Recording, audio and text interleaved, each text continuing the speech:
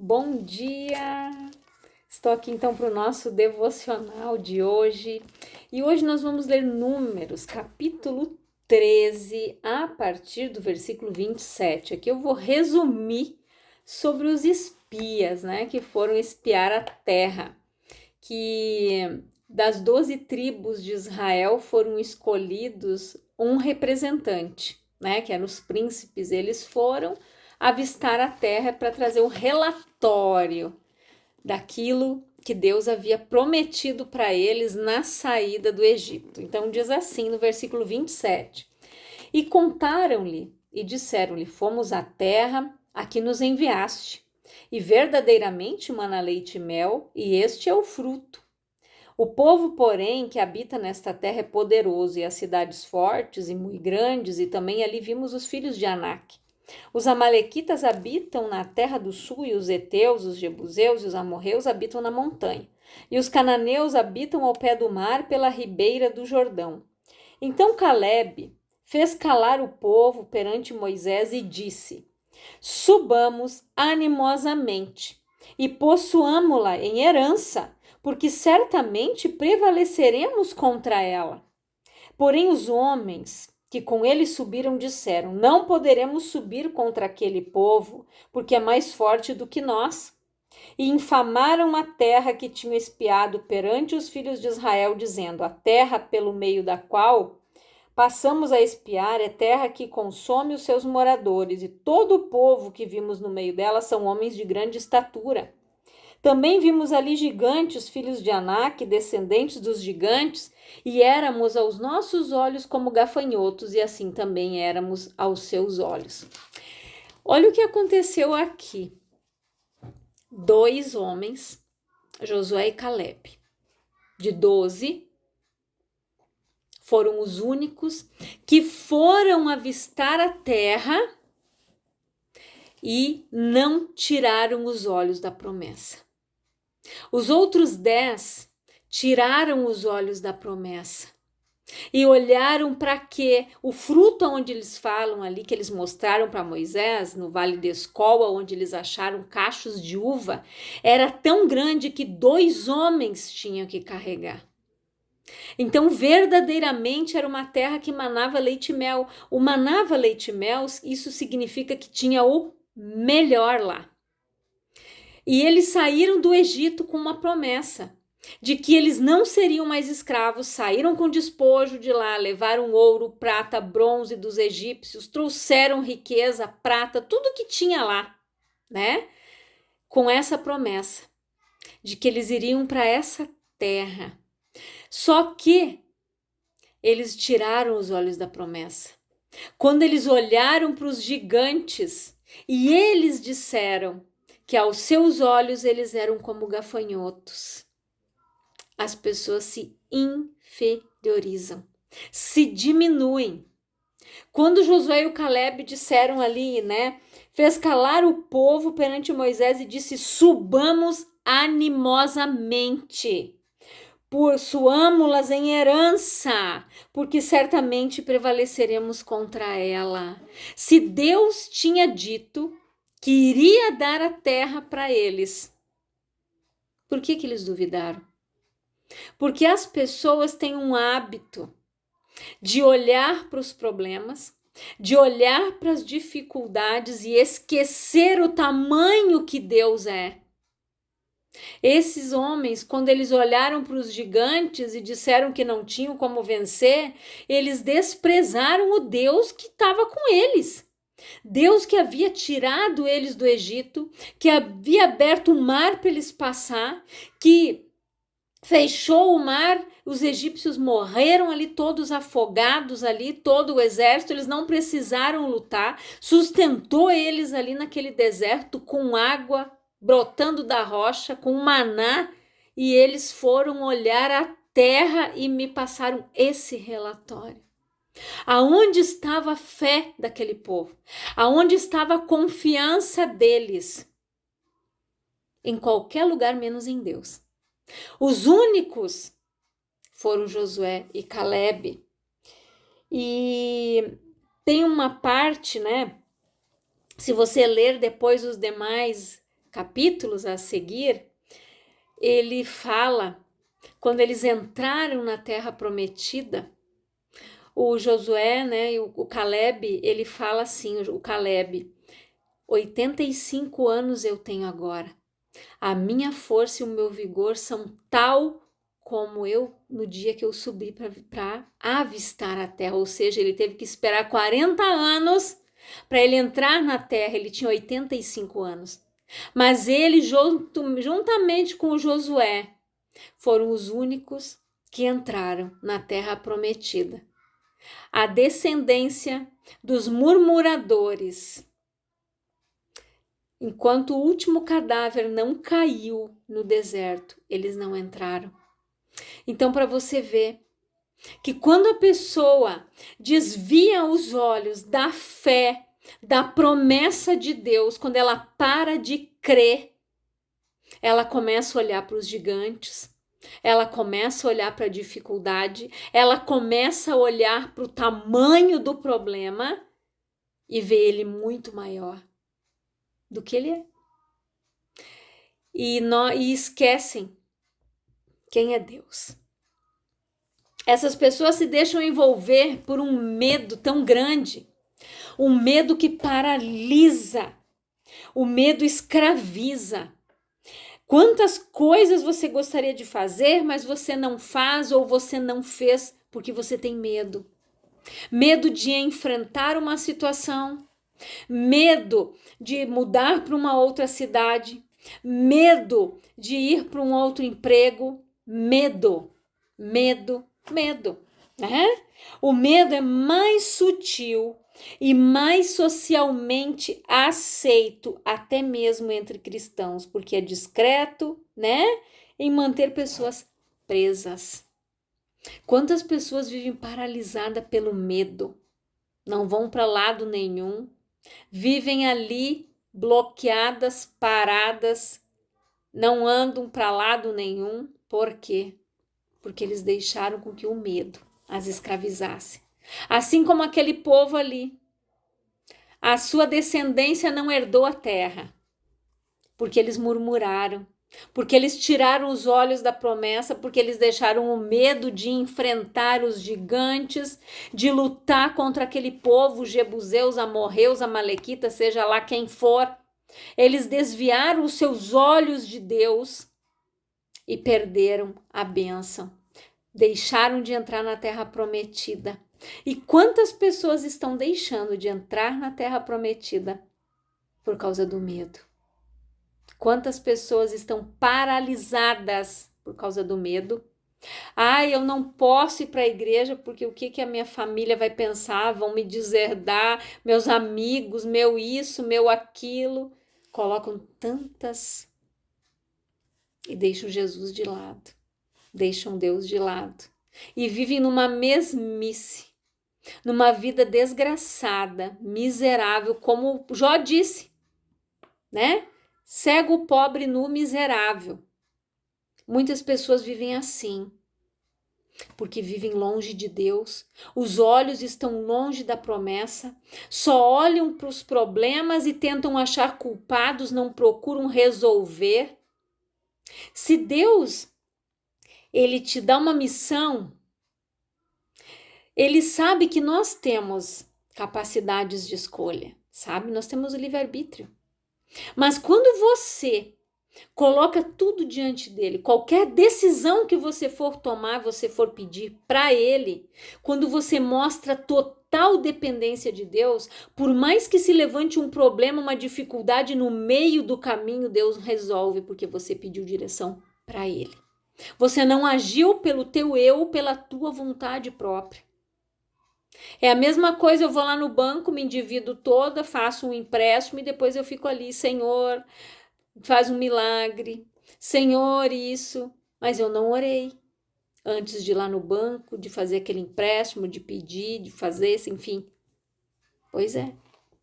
Então, em tudo nós devemos pedir a direção de Deus para que tudo vá bem.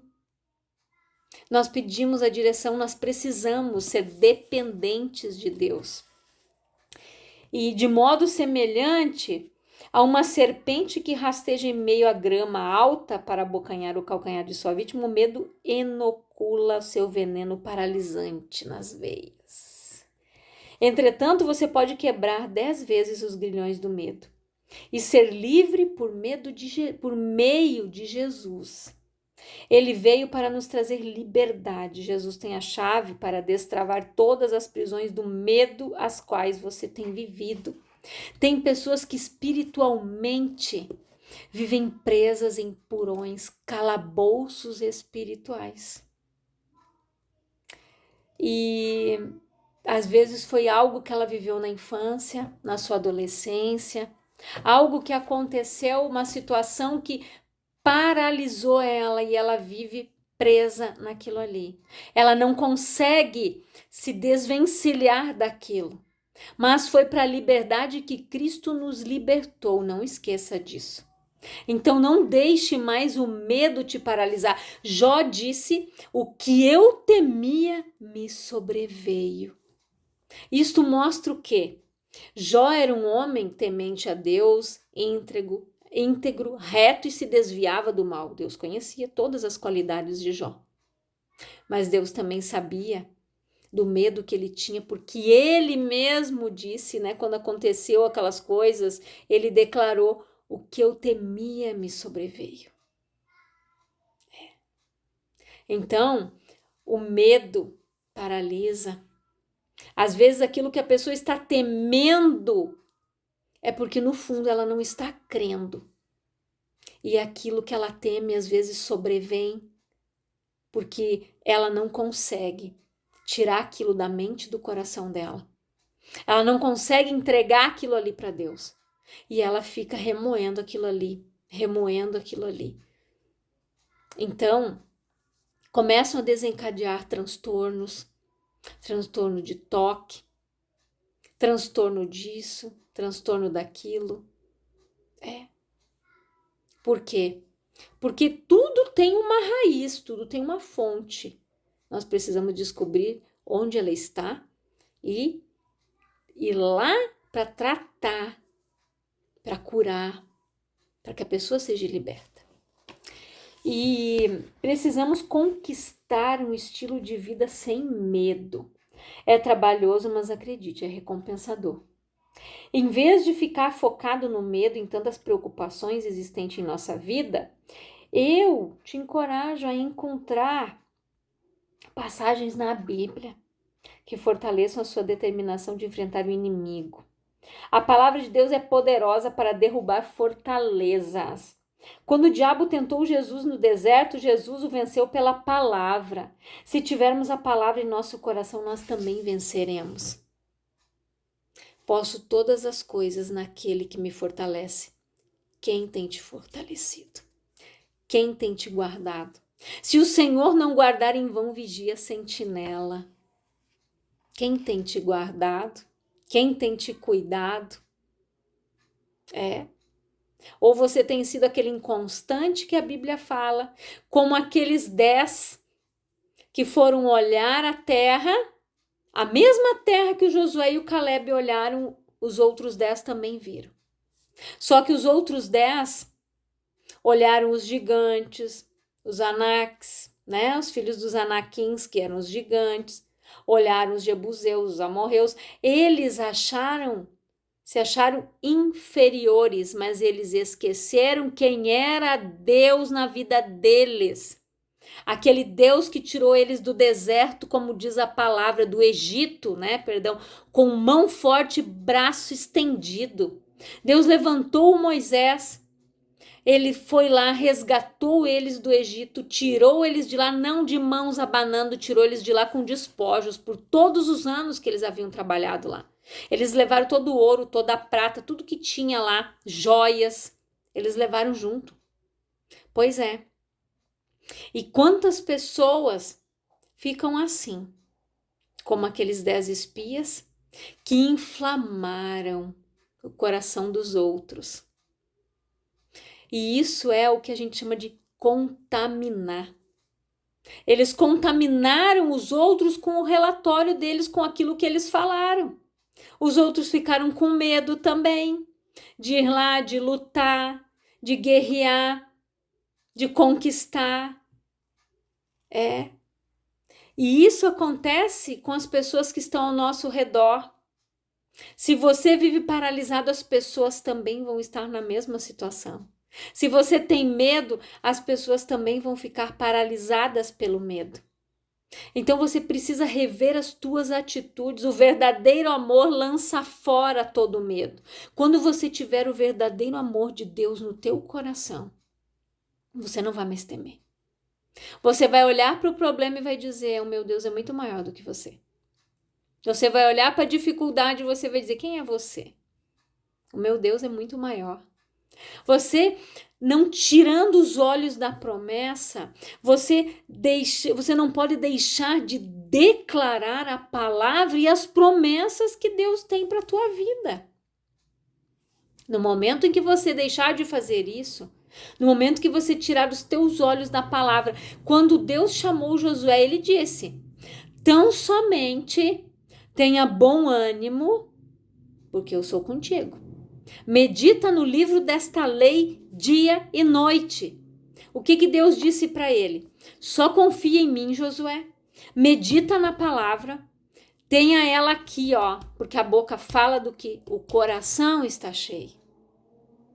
E foi por isso que o Josué e o Caleb entraram na terra prometida, porque o coração deles estava cheio da presença, da palavra, da promessa. Eles não tiraram os olhos da promessa, eles não olharam para os gigantes, eles não olharam para os povos que estavam ali, eles não olharam para as dificuldades.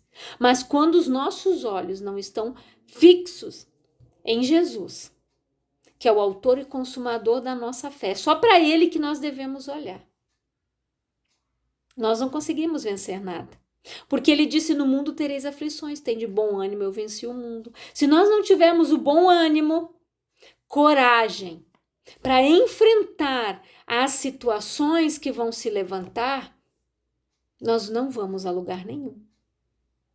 Se eu quiser um emprego melhor, eu tenho que me qualificar, eu tenho que mandar os currículos, e eu vou orar e vou dizer: Senhor, abre uma porta para mim em tal ou em tal lugar, é lá que eu quero trabalhar. Mas eu tenho que fazer minha parte. Eu tenho que estudar, eu tenho que me aperfeiçoar e levar o currículo. E depois eu vou lá naquela empresa, eu vou orar e vou dizer: Senhor, tu é comigo. O Senhor abriu esta porta para mim e aqui o Senhor vai me promover, eu vou vencer. E se não for aqui, se aqui é só um início, depois o Senhor tem outra porta para mim. É assim que a gente deve agir. O medo, ele paralisa as pessoas. As pessoas não conseguem dar passos. Tem pessoas que têm medo de se livrar do passado. Tem pessoas que vivem no passado. Eu tinha isso, eu tinha aquilo. Assim, ficam ali e não saem dali. Porque ficam no tinha.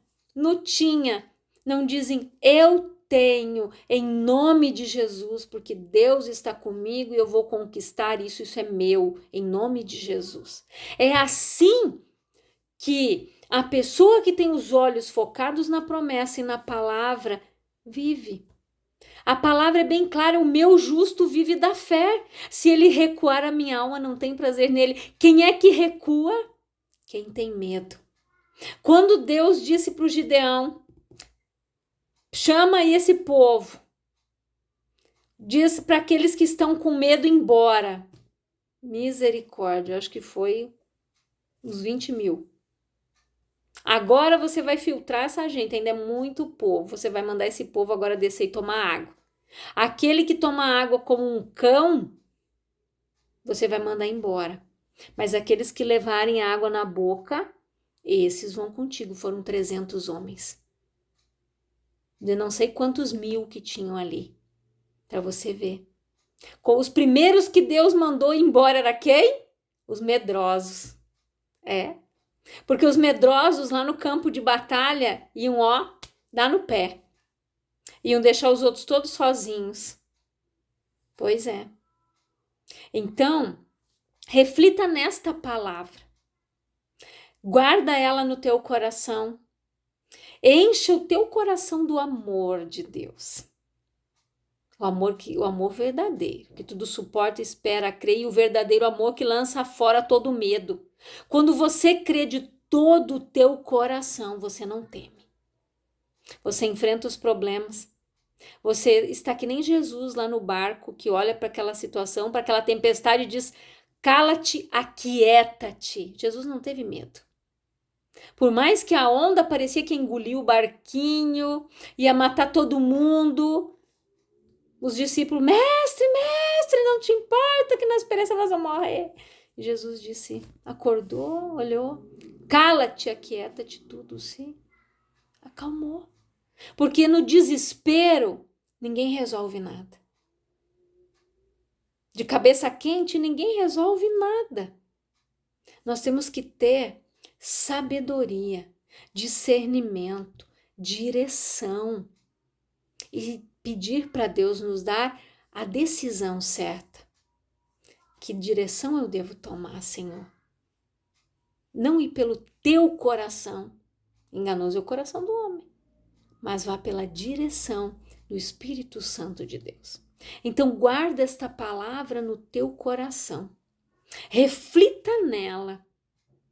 E se você está com medo de algo, está na hora de você dobrar o teu joelho e dizer: Senhor, eu não quero mais isso no meu coração, eu não quero mais isso na minha mente, eu não quero mais isso na minha vida. Eu não aceito esse medo, porque foi para a liberdade que Cristo me libertou e eu não aceito viver mais nessa prisão. Então tome essa atitude.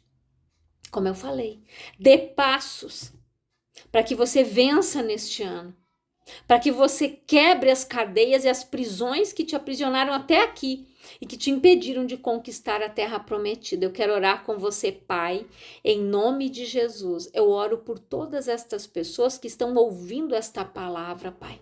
Que elas sejam verdadeiramente abençoadas, que elas olhem para Jesus, o autor e consumador da nossa fé, que elas tirem os seus olhos da dificuldade, que o medo que as paralisa saia das suas vidas em nome de Jesus, Pai. Que elas fechem a porta do medo e que elas vivam a vida em abundância que o Senhor Jesus veio para nos dar. Que Deus abençoe a tua vida grandiosamente, em nome de Jesus.